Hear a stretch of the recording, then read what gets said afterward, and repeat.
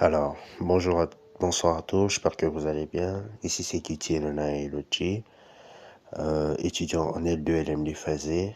Cette vidéo est pour le compte du TP de gestion des ressources humaines, où le professeur nous a demandé de faire un résumé de ce que chacun d'entre nous a pu comprendre de ces livres de Gareth Morgan.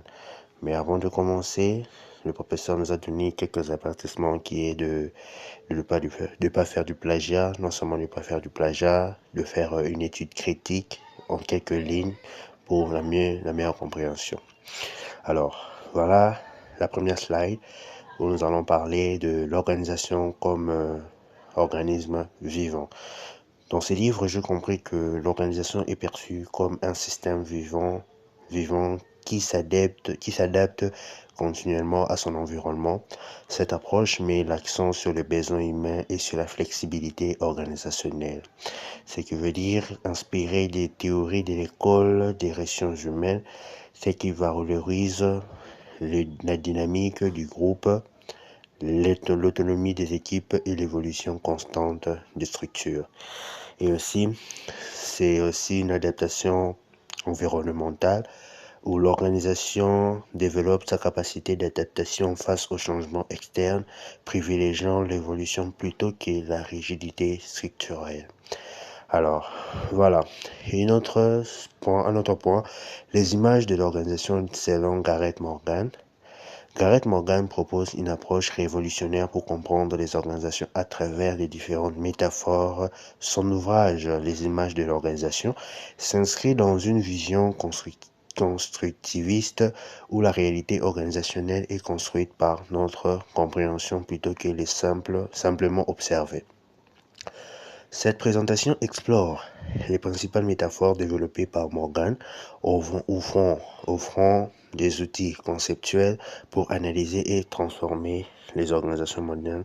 Chaque métaphore révèle les aspects cachés du fonctionnement organisationnel et propose des perspectives d'action concrètes. Dans le prochain slide, nous voyons ici l'organisation comme le flux et la transformation. Le flux et la transformation, c'est d'abord en 3 points. Le mouvement constant, d'où l'organisation évolue selon les interactions internes et avec son environnement, influencé par la cybernétique et l'auto-organisation. Deuxièmement, l'autopoèse, qui est la capacité du système à se générer par lui-même, créant et maintenant sa structure sans contrôle extérieur. Et aussi le changement adaptatif.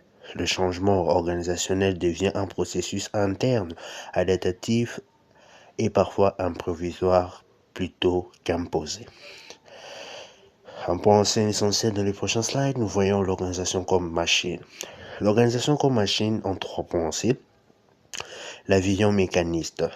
L'entreprise fonctionne comme un mécanisme bien huilé avec des structures hiérarchisées et des tâches clairement définies. Chaque structure a des tâches qu'il doit remplir. Deuxièmement, les avantages et limites où cette clarté, elle offre une clarté des rôles et des prévisibilités, mais une limite d'innovation et de flexibilité organisationnelle. Donc chacun sait ce qu'il doit faire pour ne pas enfreindre et faire les tâches des autres personnes. Et aussi l'héritage tayloriste.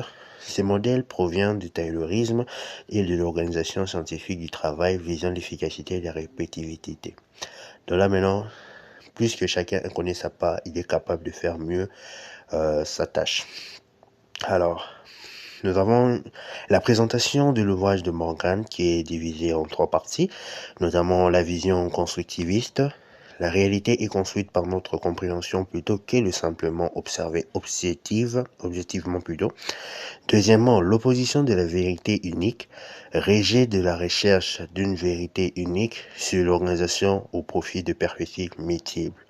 Et aussi la multiplication des angles, proposition de métaphores comme image mentale pour comprendre la compressibilité et l'organisationnel. Ok. Et puis nous avons dans le prochain slide 2 approches systémiques où nous voyons l'organisation comme système qui étudie selon les relations humaines, politiques, économiques et techniques indépendamment entre besoins humains et techniques, adaptation pertinente à l'environnement.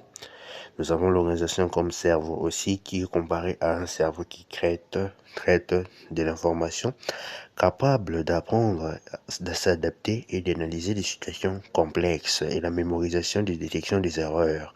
Donc là, maintenant, on peut voir que cette organisation comme cerveau nous permet de détecter les erreurs et autres. Voilà, l'organisation comme culture, elle est divisée en 4 parties aussi.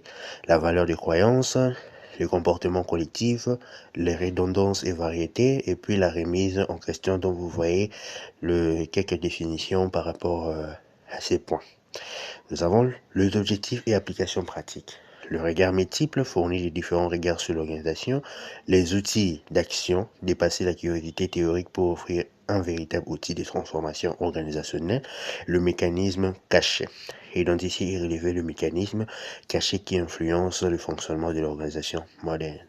Et puis nous avons ces triangles, l'organisation comme instrument de domination, en 3 parties. La première partie, la domination légale et rationnelle, bureaucratie fondée sur les règles et procédures. Deuxièmement, domination charismatique, sur le pouvoir d'un leader inspirant ou visionnaire. Et puis, la domination traditionnelle ou l'autorité basée sur les coutumes et valeurs.